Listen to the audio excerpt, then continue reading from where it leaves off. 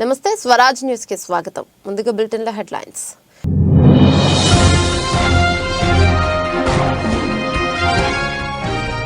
పన్నుల విధానం యథాతథం, 7 లక్షల లోపు ఆదాయంపై నో ట్యాక్స్.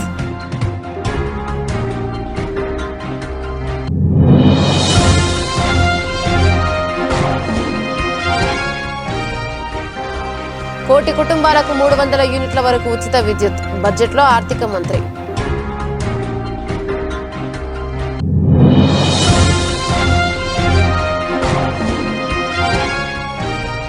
ఏపీకి ఓడిఓపీలో అవార్డుల పంట, హర్షం వ్యక్తం చేసిన సీఎం జగన్.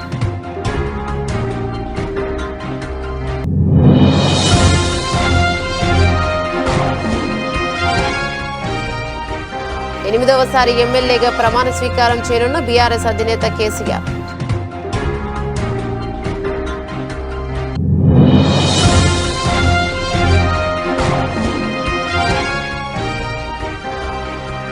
రెండో టెస్టుకు ముందే ఇంగ్లాండ్కు షాక్, గాయంతో స్టార్ స్పిన్నర్ దూరం.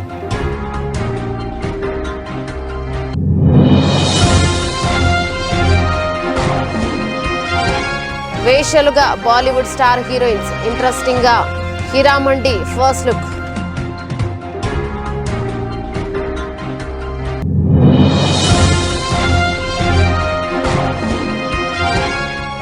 స్వల్ప నష్టాల్లో స్టాక్ మార్కెట్లు, కుప్పముంచిన పేటీఎం.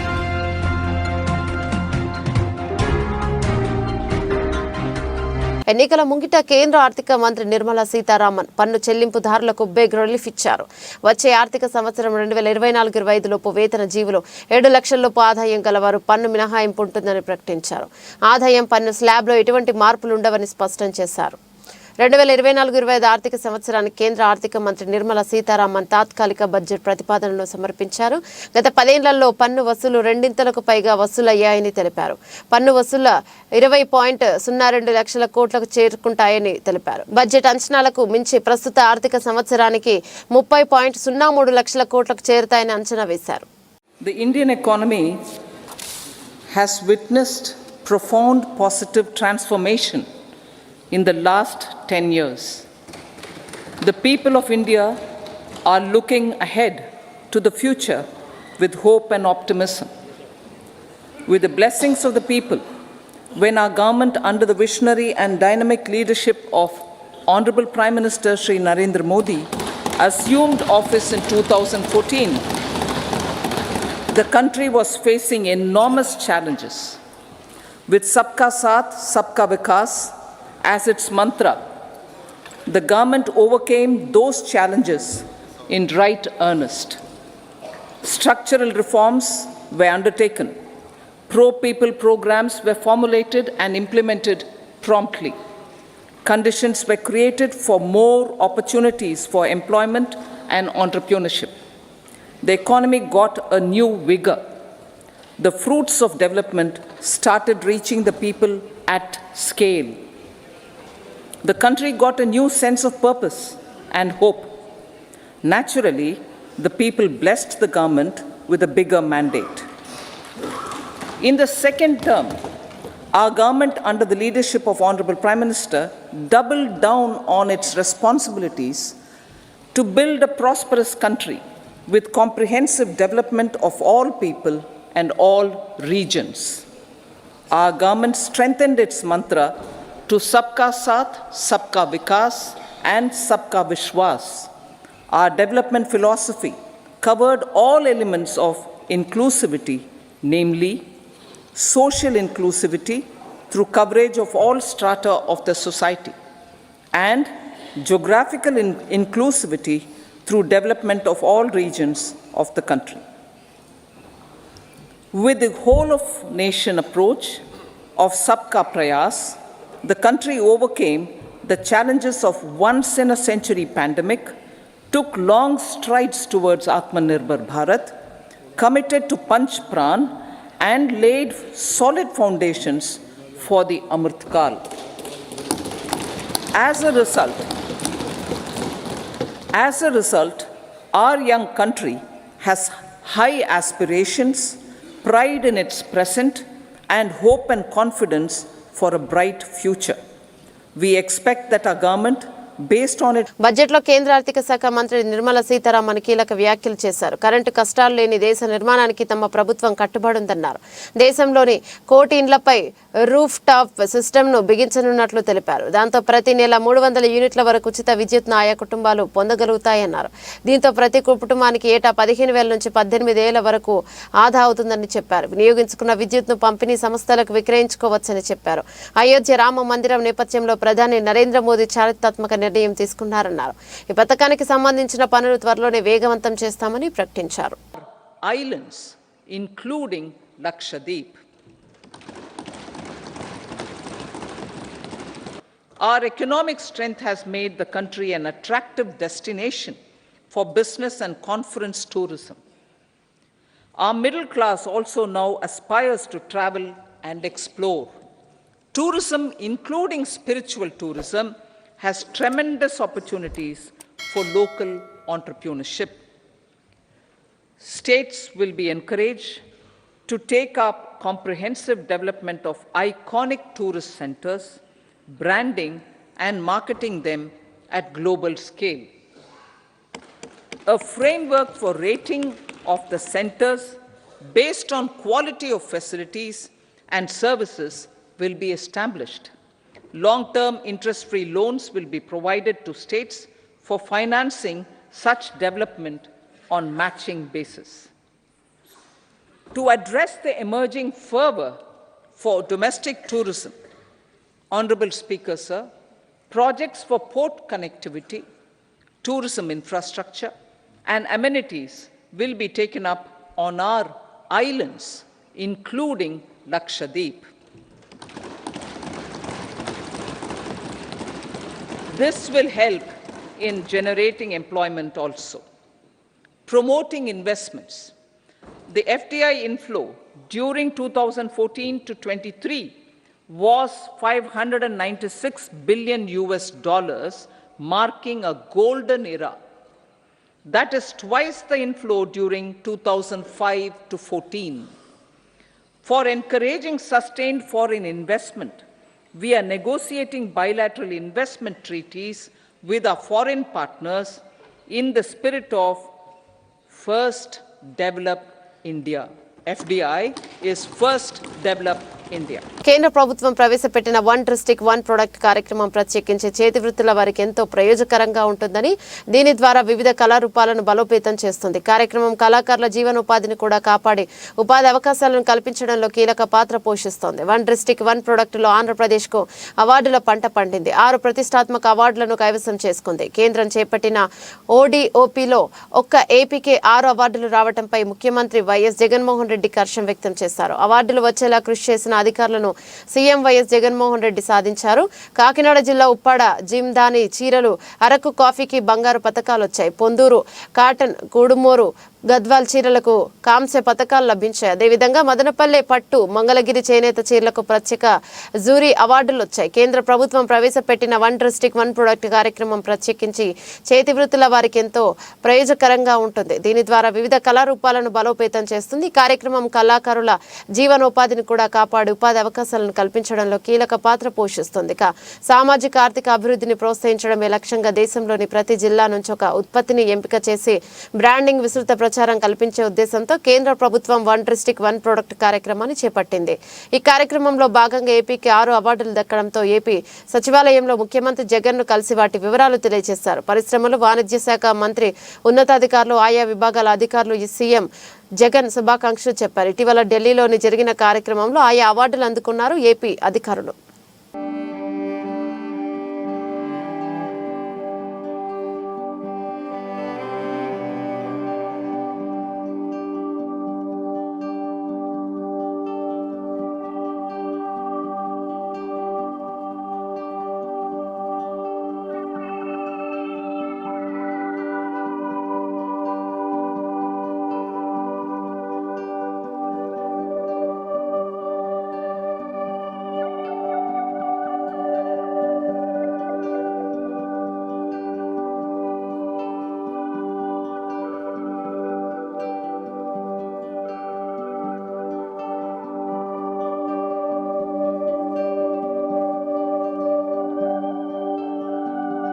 మాజీ ముఖ్యమంత్రి బీఆర్ఎస్ అధినేత కేసీఆర్ ఇవాళ ఎమ్మెల్యేగా ప్రమాణ స్వీకారం చేయనున్నారు. రాష్ట్ర రాజకీయాల సుదీర్ఘ అనుభవం ఉన్న నేతగా కేసీఆర్ 8వసారి ప్రమాణం చేయనున్నారు.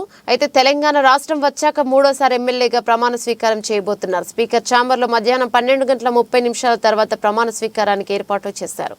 అసెంబ్లీ ఎన్నికల ఫలితాల అనంతరం కాంగ్రెస్ ప్రభుత్వం ఏర్పడింది. ఆ వెంటనే ప్రమాదవశాత్తు కేసీఆర్ గాయపడడంతో ఎమ్మెల్యే ప్రమాణ స్వీకారం చేయలేదు. తుంటి ఎముక మార్పిడి శస్త్రచికిత్స అనంతరం వారు 6 నుంచి 8 వారాలు విశ్రాంతి తీసుకోవాలని వైద్యులు సూచించారు. దీంతో ఆయన 2 నెలల పాటు గజ్వేల్ వ్యవసాయ క్షేత్రంలో విశ్రాంతి తీసుకుంటున్నారు.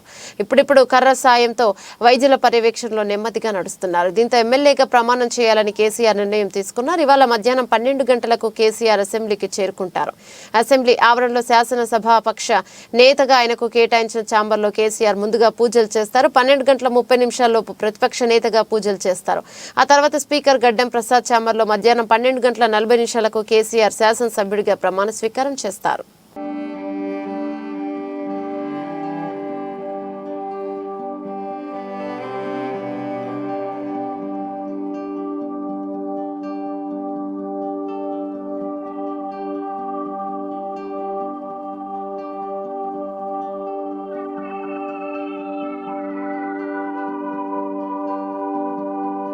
జగిత్యాల జిల్లా రాయికల్ మండలంలోని అల్లిపూర్ గ్రామంలో పద్మానాయక్ సంఘంలో నూతన బోర్ను ప్రారంభించారు. అనంతరం గ్రామంలోని తెలుగువాడ, అత్తినేనివాడ, ఎంబారివారివాడ, మందాటి నుండి D53 కెనాల్ వరకు ఫార్మేషన్ రోడ్డు మరియు పలు వార్డులలో రోడ్లు, డ్రైనేజీలు దాదాపు 40 లక్షల రూపాయల అభివృద్ధి పనులకు కొబ్బరికాయ కొట్టి పనులు ఎమ్మెల్సీ జీవన్ రెడ్డి ప్రారంభించారు. కార్యక్రమంలో గ్రామ సర్పంచ్ గంగారెడ్డి, బ్లాక్ కాంగ్రెస్ అధ్యక్షులు రాజీరెడ్డి, కాంగ్రెస్ పార్టీ మండల అధ్యక్షులు రవీందర్ రావు, మండల ప్రధాన కార్యదర్శి మహేందర్ గౌడ్, జిల్లా యూత్ ప్రధాన కార్యదర్శి మహిపాల్ రెడ్డి, గ్రామ శాఖ అధ్యక్షులు రమేష్, పురోహితులు వినయ్, వార్డు సభ్యులు వాసు, సురేష్, ఎండి ముజాజ్, దేవి, అనిత, కాంగ్రెస్ పార్టీ కార్యకర్తలు పాల్గొన్నారు.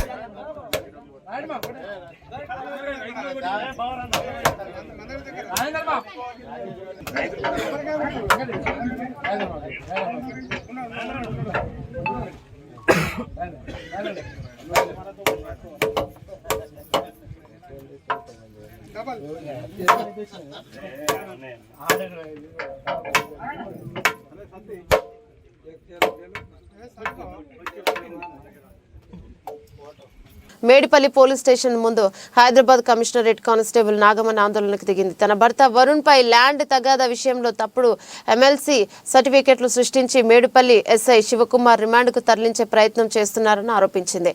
ఎస్ఐ శివకుమార్ పై గతంలో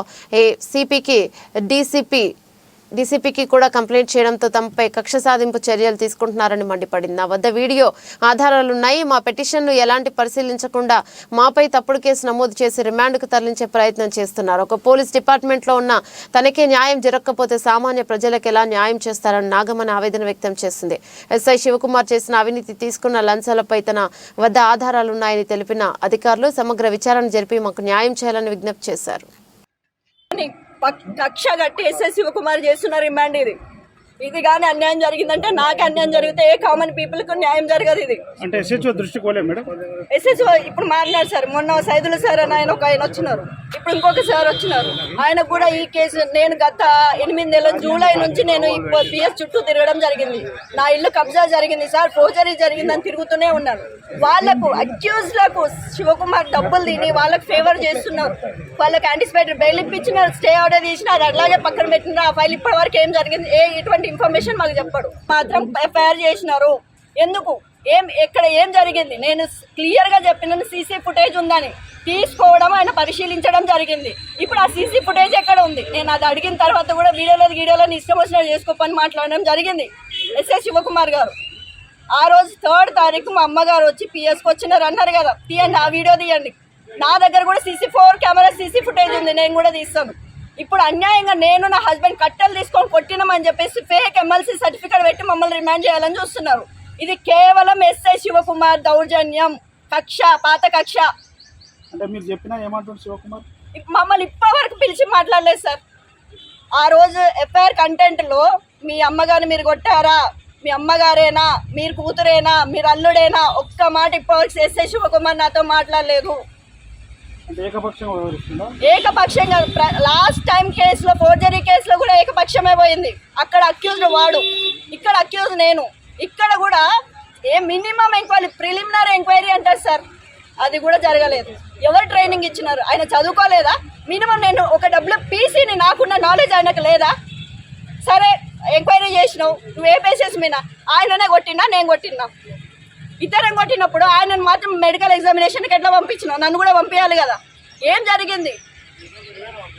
ఇదంతా అన్యాయంగా నడుస్తుంది పోలీస్ స్టేషన్లో మొత్తం.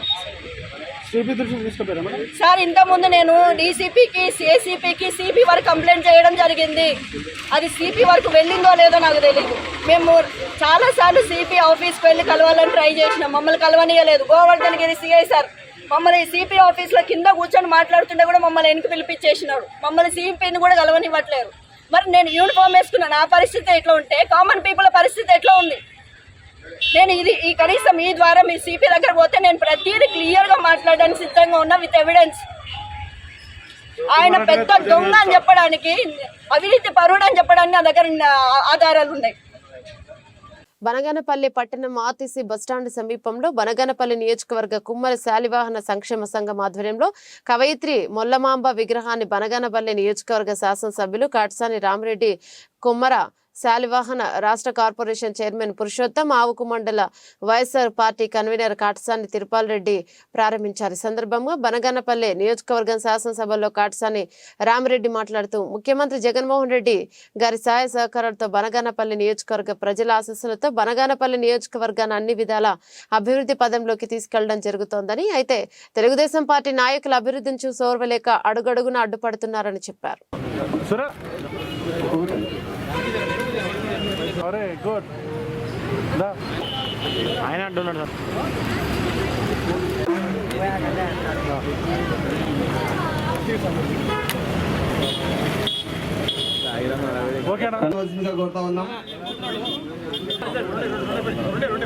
దాదాపు 1440లో ఈ యొక్క కవయిత్రి మొల్లమాంబ గారు జన్మించి మరి 1530లో ఆమె మరణించడం జరిగింది. మరి ఆ సమయంలో అంటే ఆనాడు మహిళలు కూడా ఎవరు కూడా బయటికి వచ్చే పరిస్థితులు లేవు.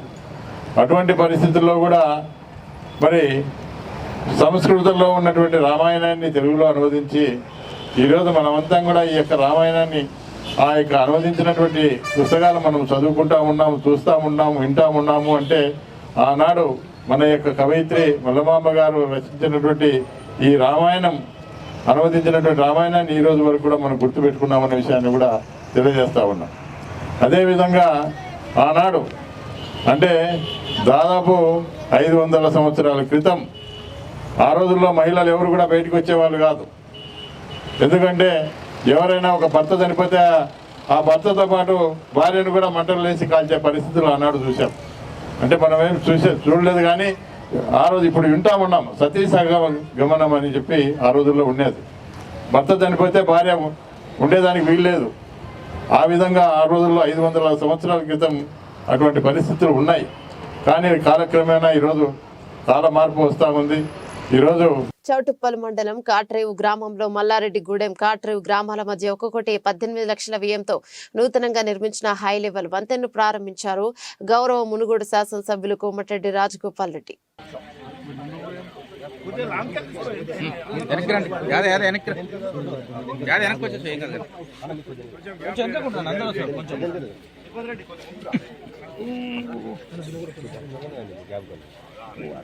Okay sir.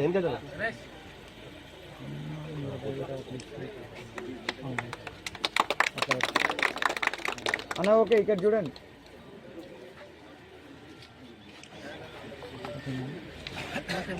Okay, sir. Nagarkurnool parliament స్థానానికి కాంగ్రెస్ అభ్యర్థిగా ఢిల్లీలో తెలంగాణ ప్రభుత్వ ప్రత్యేక ప్రతినిధి డాక్టర్ మల్లు రవి తరపున ఆయన తనయుడు మల్లు సిద్ధార్థ్ బుధవారం గాంధీ భవన్లో దరఖాస్తును సమర్పించారు.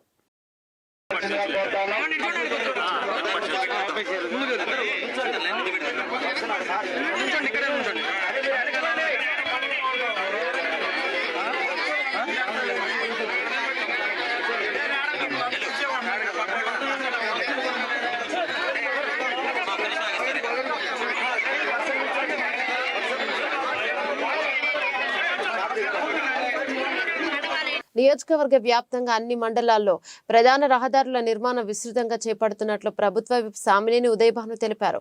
జగ్గయ్యపేట నియోజకవర్గ అభివృద్ధిలో భాగంగా జగ్గయ్యపేట నియోజకవర్గ వత్సవాయి మండలం వేమవరం పెనుగంచిపోలు వరకు 3 కిలోమీటర్ల మేర 1.5 కోట్ల రూపాయలతో నూతనంగా నిర్మిస్తున్న రోడ్డు నిర్మాణ పనులను రాష్ట్ర ప్రభుత్వ విప్ శాసనసభ్యులు సామినేని ఉదయభాను పరిశీలించారు.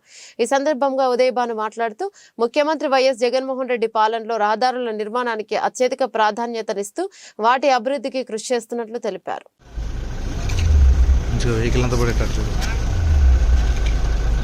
ఓకే సార్, సరే sir.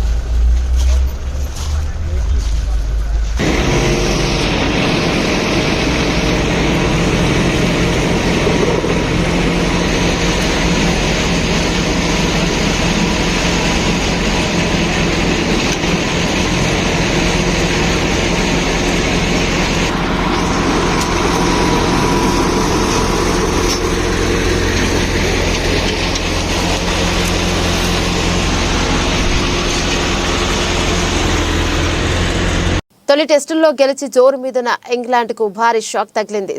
Star spinner Jack Leach Vizag టెస్టుకు దూరమయ్యాడు. మోకాలి గాయంతో బాధపడుతున్న లీచ్ రెండో టెస్టుల్లో ఆడడం లేదని గురువారం కెప్టెన్ బెన్ స్టోక్స్ వెల్లడించారు. విశాఖపట్నం టెస్టు సెలక్షన్ కు లీచ్ అందుబాటులో లేడు. గాయం కారణంగా అతడి మోకాల్లో రక్తం గడ్డకట్టింది. లీచ్ ను వైద్యులు పర్యవేక్షిస్తున్నారని స్టోక్స్ తెలిపాడు. లీచ్ గాయం మరింత పెద్దది కాదని భావిస్తున్నా త్వరలోనే అతడు మళ్లీ జట్టుతో కలుస్తాడని స్టోక్స్ తెలిపాడు.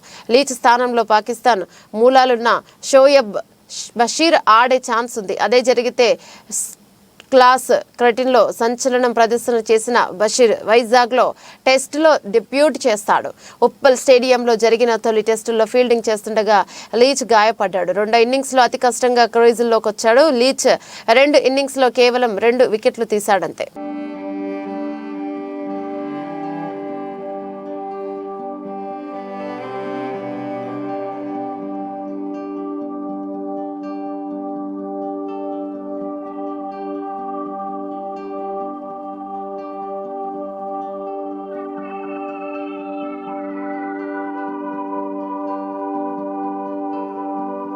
పీరియాడిక్ డ్రామా, యాక్షన్, ఎంటర్టైనర్, ప్రేమ కథలు ఇలా జానర్ ఏదైనా కానీ తనదైన చిత్రాలతో ప్రేక్షకులను మెప్పిస్తుంటారు ప్రముఖ బాలీవుడ్ దర్శకుడు సంజయ్ లీలా బన్సాలి. దేవదాస్, గంగూబాయ్, కతియావాడి, బాజీరావు మస్తానీ, రామ్ లీలా వంటి చిత్రాలతో బాలీవుడ్లో తనకంటూ ప్రత్యేక గుర్తింపు తెచ్చుకున్నాడు. అయితే బన్సాలి నిర్మాతగా మారి తెరకెక్కిస్తున్న తాజా web series Heeramandi the diamond bazaar. ఈ చిత్రానికి బన్సాలితో పాటు విభుపూరి, మితాక్షర్ కుమార్ సంయుక్తంగా దర్శకత్వం వహిస్తున్నారు. ఈ సిరీస్ తో డిపాజిట్ లో ప్లాట్ఫామ్ లోకి అడుగు పెడుతున్నారు బన్సాలి. ఈ సిరీస్ నెట్ఫ్లిక్స్ లో నేరుగా విడుదల కానుండగా దీనికి సంబంధించిన ఫస్ట్ లుక్ తో పాటు గ్లిమ్స్ ను మేకర్స్ విడుదల చేశారు. ఇక ఈ ఫస్ట్ లుక్ గమనిస్తే బాలీవుడ్ స్టార్ హీరోయిన్స్ మనీషా కొయిరాలా, మీనాక్షి సిన్హా, అదితి రావ్ చౌదరి, హైదరీ, రీచా చద్దా మరియు షర్మిన్ సెగల్, సంజీదా షేక్లు మహారాణుల మాదిరిగా దర్శనమిచ్చారు. ఒకే ఫ్రేమ్ లో అందాల తారలను దించేశారు. ఈ సిరీస్ కథ విషయానికి వస్తే ఇండిపెండెంట్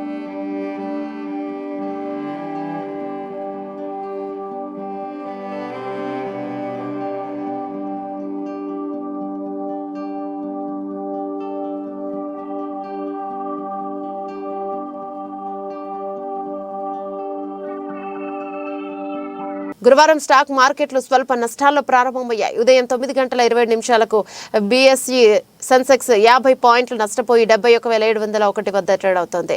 ఇక ఎన్ఎస్ఈ నిఫ్టీ 7 పాయింట్ల వద్ద నష్టపోయి 21,718 వద్ద కొనసాగుతుంది.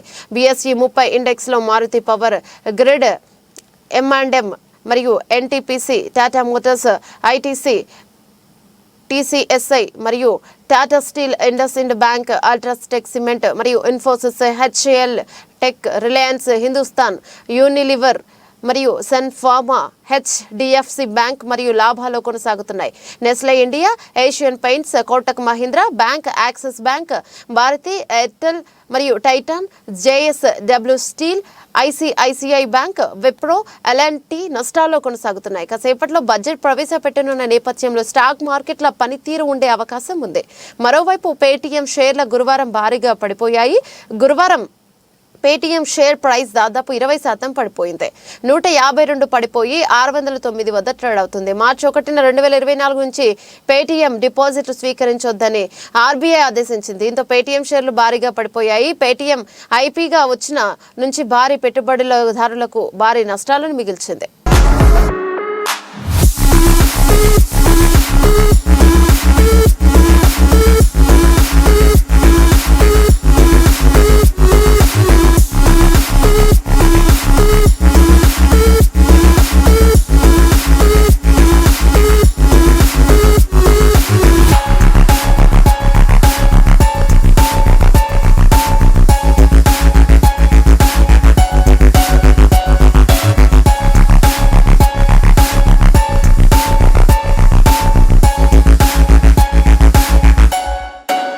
బులెటిన్ ముగించే ముందు హెడ్లైన్స్ మరోసారి.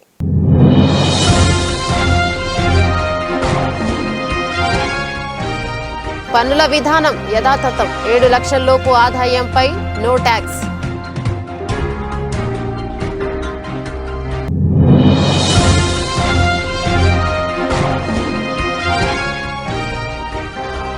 కోటి కుటుంబాలకు 300 యూనిట్ల వరకు ఉచిత విద్యుత్, బడ్జెట్లో ఆర్థిక మంత్రి.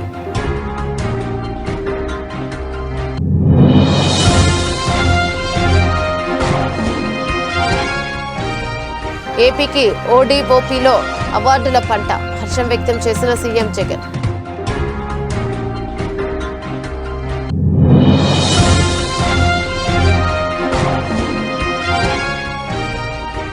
ఎనిమిదవసారి ఎమ్మెల్యేగా ప్రమాణ స్వీకారం చేయనున్న బీఆర్ఎస్ అధినేత KCR.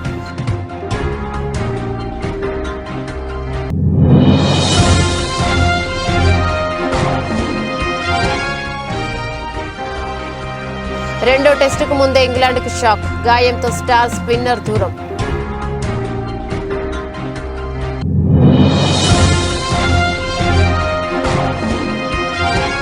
వేషలుగా Bollywood star heroines, interesting గా హీరామండి ఫస్ట్ లుక్.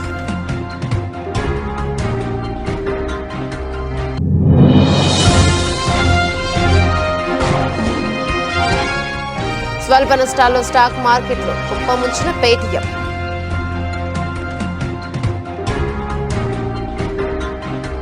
ఇవి బులెటిన్లోని అప్డేట్స్. మరో బులెటిన్లో మళ్ళీ కలుసుకుందాం. అంతవరకు సెలవు, నమస్తే.